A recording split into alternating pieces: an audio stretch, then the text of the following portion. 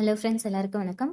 இந்த வீடியோவில் நம்ம என்ன பார்க்க போகிறோம் அப்படின்னா, 7 டிபிஓவில் என்ன நடக்கும் அப்படின்றத பற்றி தான் பார்க்க போகிறோம். 7 டிபிஓ அப்படின்றது ஓவுலேஷன் முடிஞ்ச 7வது நாள். அது 7 டேஸ் பாஸ்ட் ஓவுலேஷன். ஸோ இந்த டைமில் ப்ரொஜெஸ்ட்ரான் ஹார்மோனோட லெவல் வந்து அதிகமாக இருக்கும். இம்ப்ளான்டேஷன் இப்போ தான் நடந்திருக்கும், இல்லைனா இனிமேல் நடக்க போகிறதா இருக்கும். இம்ப்ளான்டேஷன் பொதுவாக எப்போ நடக்கும்னு பார்த்தீங்கன்னா 6லேருந்து 12 நாளில் ஓவுலேஷன் முடிஞ்ச 6 டிபிஓலேருந்து 12 டிபிஓக்குள்ளே எந்த டைமில் வேணால் நடக்கலாம். இதுதான் இம்ப்ளான்டேஷனுக்கான விண்டோ. ஸோ இம்ப்ளான்டேஷன் சக்ஸஸ்ஃபுல்லாக நடந்துருச்சு அப்படின்னா ப்ரெக்னன்சி ஹார்மோன் சொல்கிறோம் இல்லையா, ஹெச்சிஜி, அது வந்து ரைஸ் ஆக ஆரம்பிக்கும். இந்த ஹார்மோன்ஸ் எல்லாம் சேஞ்ச் ஆகுறதுனால நமக்கு வந்து சிம்டம்ஸ்லாம் நிறைய சிம்டம்ஸ் இருக்கும். பிரெஸ்ட் சேஞ்சஸ் இருக்கும். அதுக்கப்புறம் டயர்டாக ஃபீல் பண்ணுவீங்க, வாமிட்டிங், நாசே இதெல்லாம் இருக்கும். இதெல்லாம் வந்து 72ல் இருக்க காமனான சிம்டம்ஸ்.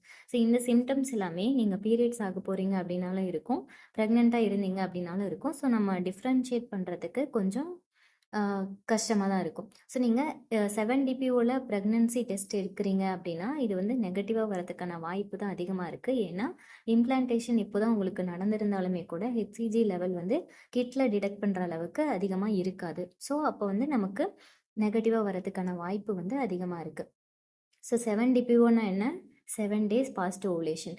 ஸோ நீங்கள் இப்போது கன்சீவ் ஆக ட்ரை பண்ணுறீங்க அப்படின்னா இந்த டைம் வந்து ரொம்பவே முக்கியமான டைம். ஏன்னா இந்த விண்டோவில் தான் நமக்கு இம்ப்ளான்டேஷன் நடக்கிறதுக்கான வாய்ப்பு அதிகம்.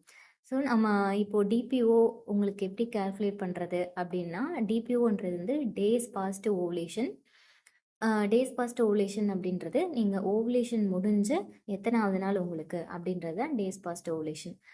ஃபார் எக்ஸாம்பிள் நீங்கள் வந்து மண்டே ஓவுலேஷன் உங்களுக்கு நடக்குது அப்படின்னா டியூஸ்டே வந்து உங்களுக்கு ஃபஸ்ட்டு 1 டிபிஓ, வெனஸ்டே வந்து 2 டிபிஓ, தேர்ஸ்டே வந்து 3 டிபிஓ, ஃப்ரைடே 4 டிபிஓ, இந்த மாதிரி கால்குலேட் பண்ணணும்.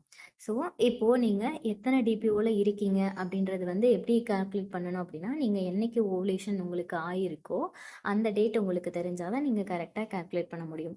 இப்போ நீங்கள் ஓவுலேஷன் கிட் வச்சு டெஸ்ட் பண்ணி பார்த்து ஓவுலேஷன் கன்ஃபார்ம் பண்ணுறீங்க, இல்லை நீங்கள் ஃபாலிகுலர் ஸ்டடி பண்ணுறீங்க அப்படின்னா உங்களுக்கு ஓவுலேஷன் என்னைக்கு நடக்குதுன்றது ஓரளவுக்கு கன்ஃபார்மாக உங்களுக்கு தெரிஞ்சிருக்கும். ஸோ உங்களுக்கு வந்து கால்குலேட் பண்ணுறது ஈஸியாக இருக்கும். ஸோ முக்கியமான ஹார்மோன்கள் என்னன்னு பார்த்தீங்கன்னா ப்ரொஜெஸ்ட்ரான், அதுக்கப்புறம் ஹெச்சிஜி தான் இந்த ஃபேஸில் முக்கியமான ஹார்மோன். 7 டேஸ் ஆஃப்டர் ஓவுலேஷன் என்ன நடக்கும் அப்படின்றது பார்த்தீங்கன்னா ப்ரொஜெஸ்ட்ரானோட லெவல்ஸ் வந்து அதிகமாக இருக்கும் இந்த டைமில். ஏன்னா நம்ம ஓவுலேஷன் முடிஞ்சதுக்கப்புறம் ப்ரொஜெஸ்ட்ரான் வந்து சுரக்க ஆரம்பித்து அதோட லெவல் வந்து அதிகமாக இருக்கும். நீங்கள் ப்ரெக்னெண்ட்டாக இருந்தீங்க அப்படின்னா இந்த ஹார்மோன் வந்து இன்னும் அதிகமாயிட்டு இருக்கும். இப்போ அந்த வெளியே வர கருமுட்டை வந்து ஓவுலேஷன் டைமில் வெளியே வர கருமுட்டை வந்து ஃபெர்டிலைஸ் ஆயிருந்தது அப்படின்னா அடுத்தது வந்து இம்ப்ளான்டேஷன் நடக்கிறதுக்காக ரெடி ஆகும். நம்மளோட கர்ப்பப்பையில் பதிஞ்சு இம்ப்ளான்டேஷனுக்கு ரெடி ஆகும். ஸோ இந்த இம்ப்ளான்டேஷன் வந்து 6லேருந்து 12 நாளில் இந்த விண்டோவில் எப்போ வேணால் நடக்கலாம். ஆனால் அதிகமாக பார்த்தீங்கன்னா அதிகமான பொண்ணுங்களுக்கு 8லேருந்து 10 டிபிஓவில் தான் காமனாக நடக்குது அப்படின்னு சொல்கிறாங்க. ஸோ இம்ப்ளான்டேஷன் உங்களுக்கு சக்ஸஸ்ஃபுல்லாக நடந்துருச்சு அப்படின்னா ப்ரெக்னன்சி ஹார்மோனான ஹெச்சிஜின்ற ஹார்மோன் வந்து அதிகமாக ஆரம்பிக்கும். ஸோ ஆரம்பத்தில் வந்து இந்த ஹெச்சிஜியோட லெவல் வந்து ரொம்ப கம்மியாக இருக்கும்.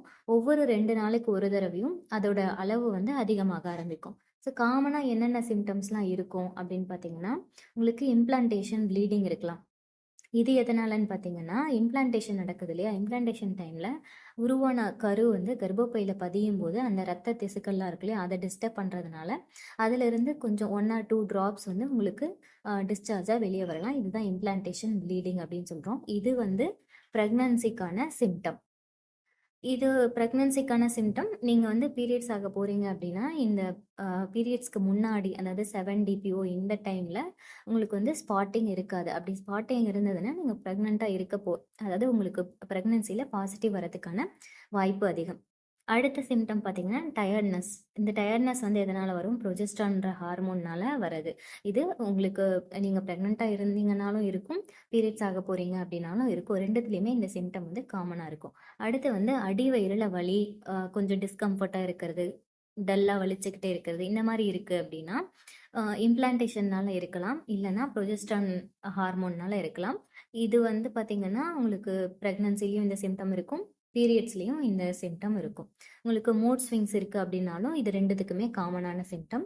அதே மாதிரி பிரெஸ்ட் சேஞ்சஸ் இருக்குது அப்படின்னாலும் இதுவுமே வந்து ப்ரொஜெஸ்ட்ரான் அப்படின்ற ஹார்மோன் இன்க்ரீஸ் ஆகிறதுனால நம்ம பிரெஸ்ட் ஏரியாவில் வந்து பிளட் ஃப்ளோ அதிகமாகும். அதனால ரொம்பவே சாஃப்டாக நம்ம ஃபீல் பண்ணுவோம். இதுவுமே பார்த்தீங்கன்னா ப்ரெக்னன்சிலையும் இருக்கும், பீரியட்ஸ்லேயும் இந்த சிம்டம் இருக்கும். ஸோ உங்களுக்கு பிரெஸ்ட் பெயின் ரொம்ப அதிகமாக இருக்குது, ரொம்ப பிரெஸ்ட் பெயின் இருக்குது, ரொம்ப சாஃப்டாக இருக்குது, எப்பவும் இல்லாத மாதிரி இருக்குது அப்படின்னா அது ப்ரெக்னன்சி சிம்டமாக இருக்கவும் வாய்ப்பு இருக்குது. அடுத்தது வந்து யூரின் அதிகமாக போகிறது, இன்க்ரீஸ்டு யூரினேஷன். நம்ம பிளாடரில், அதாவது இந்த யூரின் பை இருக்கு இல்லையா, அது வந்து கான்ட்ராக்ஷன் ஆகும். அதாவது ப்ரொஜெஸ்ட்ரான் ஹார்மோன் இன்க்ரீஸ் ஆகிறதுனால அந்த யூரின் பை வந்து கான்ட்ராக்ஷன் நடக்கிறதுனால, அதாவது சுருங்கி விரிகிறது வந்து அதிகமாக இருக்கிறதுனால உங்களுக்கு வந்து அடிக்கடி யூரின் போகிற மாதிரி ஃபீல் ஆகும், யூரின் வர மாதிரி ஃபீல் இருக்கும். இது வந்து ப்ரெக்னன்சிலையும் இருக்கலாம், பீரியட்ஸ்லேயும் இருக்கலாம். உங்களுக்கு வந்து ரொம்ப ஃப்ரீக்வெண்ட்டாக இருக்குது அப்படின்னா அது ப்ரெக்னன்சி சிம்டமாக கூட இருக்கலாம். அடுத்து வந்து கான்ஸ்டிபேஷன் வந்து எதனால் வரும்னா, இது ப்ரொஜெஸ்ட்ரான் லெவல் அதிகமாகிறதுனால வருது. இந்த ப்ரொஜெஸ்ட்ரான் அதிகமாகிறதுனால நம்ம டைஜஷன் வந்து ரொம்ப ஸ்லோவாகும். ஸோ இதனால் நமக்கு கான்ஸ்டிபேஷன் வரதுக்கான வாய்ப்பு இருக்குது. இது பீரியட்ஸ்லேயும் இருக்கும், ப்ரெக்னன்சிலையுமே இருக்கும். அடுத்து வந்து முதுகு வலி இருக்கிறது வந்து இதுவுமே ப்ரொஜெஸ்ட்ரான் ஹார்மோனால் வருது. இதுவும் பீரியட்ஸ்க்கு முன்னாடி இருக்கும், நீங்கள் ப்ரெக்னெண்ட்டாக இருந்தீங்கனாலும் இது இருக்கும். அடுத்து வந்து ஒயிட் டிஸ்சார்ஜ் பார்த்தீங்க அப்படின்னா, இப்போ நீங்கள் பீரியட்ஸ் ஆக போகிறீங்க அப்படின்னா ஒயிட் டிஸ்சார்ஜ் வந்து கம்மியாயிடும். ஒரு சிலருக்கு வந்து ட்ரையாக கூட இருக்கும், ஒரு சிலருக்கு அதுவே திக்காகவும் ஸ்டிக்கியாகவும் இருக்கும். அதாவது கம் மாதிரி நீங்கள் டச் பண்ணி பார்த்தீங்க அப்படின்னா கம் மாதிரி இருக்கிறதுக்கும் வாய்ப்பு இருக்குது. அப்படி இருந்ததுன்னா அது வந்து பீரியட்ஸ்க்கான சிம்டம். அது மாதிரி இல்லாமல் உங்களுக்கு வந்து இப்போது அதிகமாக ஒயிட் டிஸ்சார்ஜ் இருக்குது, ஒயிட்டாக இருக்குது, கிளியராக இருக்குது அப்படின்னா அது வந்து ப்ரெக்னன்சிக்கான சிம்டமாக இருக்கலாம். ஒயிட் டிஸ்சார்ஜ் வந்து ப்ரெக்னன்சிலையும் இருக்கும், பீரியட்ஸ் ஆகிற போகிறதுக்கு முன்னாடியும் இந்த சிம்டம் இருக்கும். ஸோ இது வந்து ரெண்டுத்துக்குமே காமன். ஆனால் எப்பவும் போல் இல்லாமல் உங்களுக்கு அதிகமாகவே இருக்குது அப்படின்னா அது ப்ரெக்னன்சிக்கான சிம்டமாக இருக்கலாம். ஸோ இதெல்லாமே தான் நமக்கு இந்த ஹார்மோன் சேஞ்சஸ்னால வர சிம்டம். ஸோ இப்போது இந்த சிம்டம்ஸ்லாம் எனக்கு இல்லை, அப்போ நான் ப்ரெக்னெண்ட்டாக இல்லையா அப்படின்னு கேட்டிங்கன்னா அப்படி கிடையாது. ஒரு சிலருக்கு வந்து சிம்டம்ஸ் எதுவுமே இல்லாமல் கூட இருக்கலாம். ஸோ நீங்கள் சிம்டம்ஸ் இல்லைனாலும் கவலைப்பட தேவையில்லை. நீங்கள் பீரியட்ஸ் டிலே ஆகிற வரைக்கும் வெயிட் பண்ணி செக் பண்ணி பார்க்கலாம்.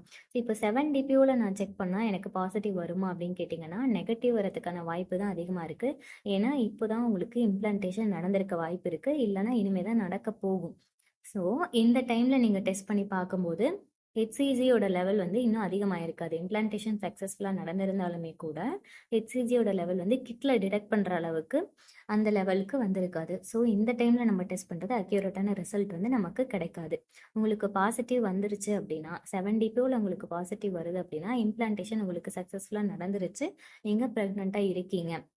ஆனால் நீங்கள் வந்து ஓவுலேஷன் டேட் வந்து தப்பாக கால்குலேட் பண்ணியிருக்கீங்கன்னு அர்த்தம். இப்போ முன்னாடியே நீங்கள் ஓவுலேட் ஆயிருக்கீங்க, ஆனால் நீங்கள் லேட்டாக ஓவுலேட் ஆனதான் நினச்சி 7 டிபிஓ அப்படின்னு கால்குலேட் பண்ணி வச்சுருப்பீங்க.